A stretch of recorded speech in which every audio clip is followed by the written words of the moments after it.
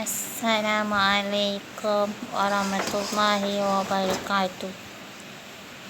Setiap perjalanan ada ceritanya. Setiap kali pintu ini terbuka, saya tahu satu lagi perjalanan akan bermula. Bagi sesetengah orang, keluar rumah hanyalah perkara biasa. Tetapi bagi saya, setiap langkah yang tiada digantikan dengan kekuatan untuk terus bergerak. Rakaman tangan menolak kerusi roda. Tangan inilah yang menjadi kaki saya. Setiap tolakan mengajar saya bahawa hidup tidak semestinya mudah, tetapi kita tetap boleh bergerak ke hadapan. Rakaman roda kerusi roda berputar. Roda ini bukan sekadar berputar, ia membawa saya melalui pelbagai ujian, kesakitan, harapan dan pengalaman yang menjadikan saya lebih kuat daripada semalam. Rakaman jalan dan pemandangan.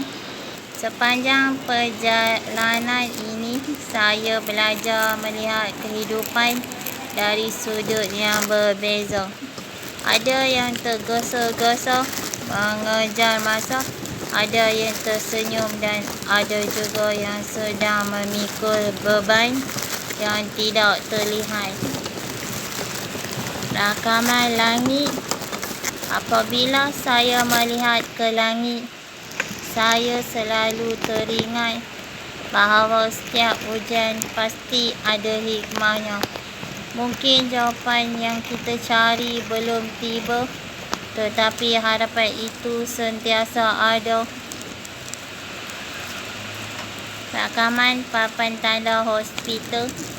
Hospital bukanlah tempat yang asing dan tidak.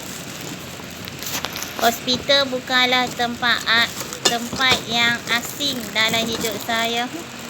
Di sinilah saya belajar menerima kenyataan, melawan kesakitan dan menghargai setiap peluang untuk terus hidup.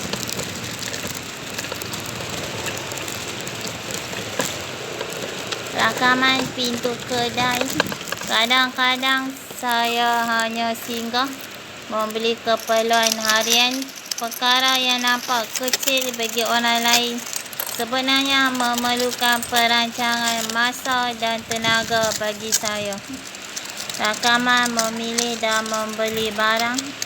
Setiap barang yang saya ambil mengingatkan saya supaya bersyukur. Walaupun hidup tidak sempurna, saya masih mampu berusaha memenuhi keperluan diri. Rakaman pulang atau pemandangan terakhir. Jika hari ini kamu sedang diuji, jangan berhenti, bergeraklah mengikut kemampuan. Perlahan, tidak mengapa.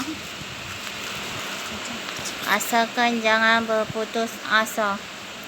Terima kasih kerana menemani perjalanan saya hari ini.